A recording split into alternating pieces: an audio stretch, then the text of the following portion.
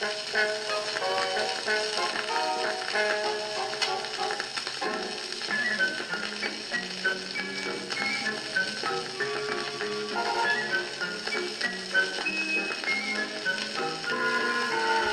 is Florida, the Sunshine State, home of America's most beautiful beaches. Just look at how beautiful that water is. Can't you imagine spending all day in there? Well, so can this young man. His name is Timmy, and this is his family. Father Ward, Mother Helen, and little sister Mary.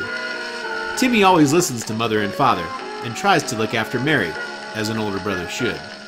Living in Florida, one of Timmy's favorite things to do is to go to the beach. Timmy has trouble breathing sometimes though. The family doctor, more on him later, says he has asthma. Here's Timmy now.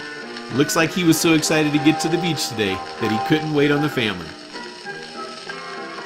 The beaches in Florida are the nation's envy, with fun for all. Why, look at this little fella. He's practically a lifeguard in training. At certain times of the year, there's a creature that causes havoc to the coastal waters of Florida.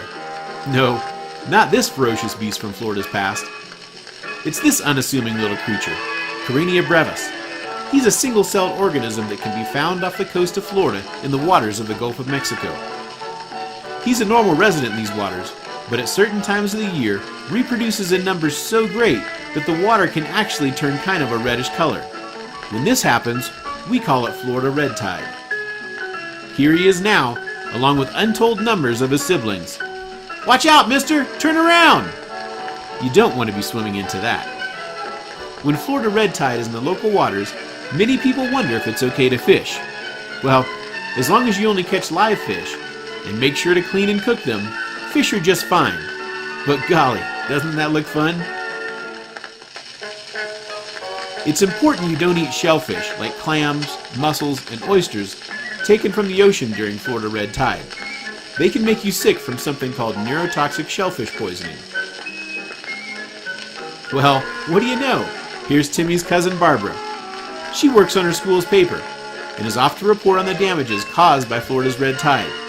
She's pitching in and doing what she can to spread the word on red tide safety. Even though Florida's red tide is a natural occurrence, scientists do believe that people could be making it worse by allowing fertilizer runoff from our yards and farms to make it into the Gulf of Mexico. Florida's red tide just doesn't stop you from eating your favorite shellfish though. It also kills marine life of many kinds, like these fish here. Almost all types of animals found in our ocean, including some of our most beloved, can be killed by Florida red tide, like this dolphin, or even this turtle. Even the manatee, perhaps one of Florida's most beloved animals, isn't safe from the toxins released by Florida's red tide. People aren't completely safe from red tide either. Remember when we talked about Timmy's doctor earlier? Well, this is him, Dr. Smith.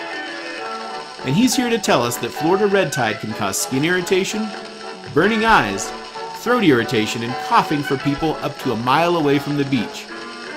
And for people like Timmy, who sometimes have trouble breathing because of diseases like asthma, he tells us that it's best for them to stay away from the beach altogether during Florida's red tide. Sorry, Timmy. As much as you love the beach, on days like today, it's best if you remember this motto: red tide, stay inside.